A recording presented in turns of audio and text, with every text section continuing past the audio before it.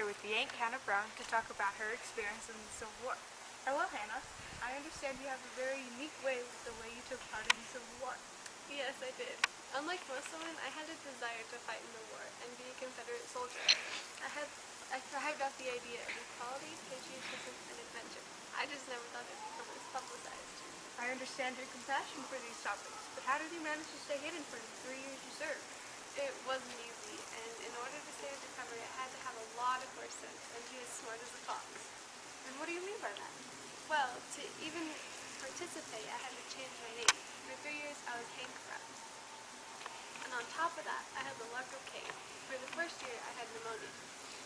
But I couldn't seek help because I would have been caught even before I fought my first battle. How did you come up with your name? It was my grandfather's, and I had the honor of using it while I was fighting for what I believed in. And I knew up above while I was fighting, God was watching down on me. I was doing what I thought to be right. I'm glad you and your grandfather can have that connection. Bringing back your look of King, were there any times in the war where you came face to face with death? The 7-day battle. Can you explain how close you came? I went through many traumatic experiences during seeing the elephant, like being an inch away from a bullet or almost being knocked down by a cannon. But nothing compared to my internal death after I saw my brother dead on the unseen battlefield.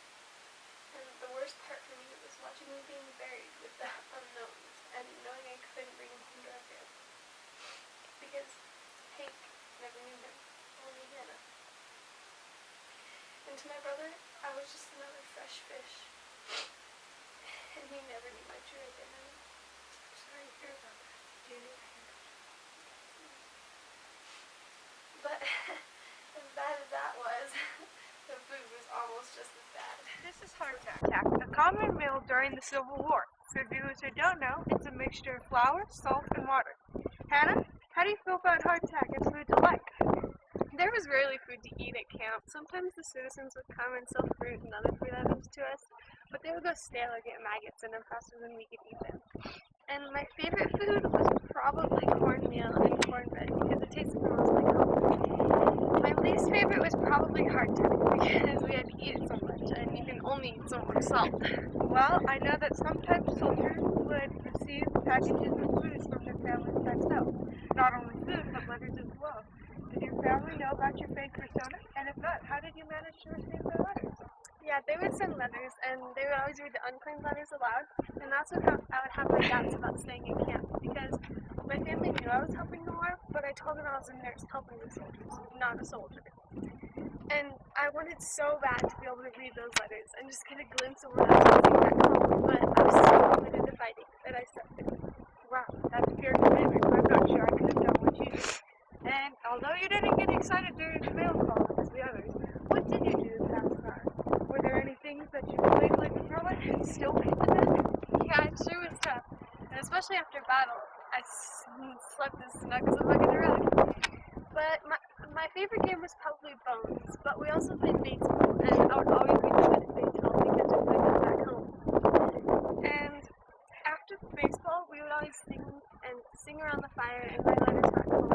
And I would write letters, but I would rip them up and throw them into the air, hoping that somehow my family would know I was okay. Well, it's times like that it's always good to have hope, even when you've been through the mill. I'm sure that's how you managed to cope with everything the war has faced you with. And I understand that you didn't serve until the end of this madness. Why did you leave the war after serving for so long? Yeah, family has always been a big part of my life. It seems like all my answers have something to do with them. But yet again, I left because my mother became ill, and the money I was getting was highly beneficial for her health. And on top of that, my depression from my brother's death was getting worse, and I needed to be able to grieve with my family so I could live normally again. I now know that my brother is in a better place, and I could do nothing to prevent his death, and so I'm first straight again. Wow, you're truly inspiring to women and really everyone. I'd love to hear more about your perseverance through the storms, but it seems like that's all the time we have today.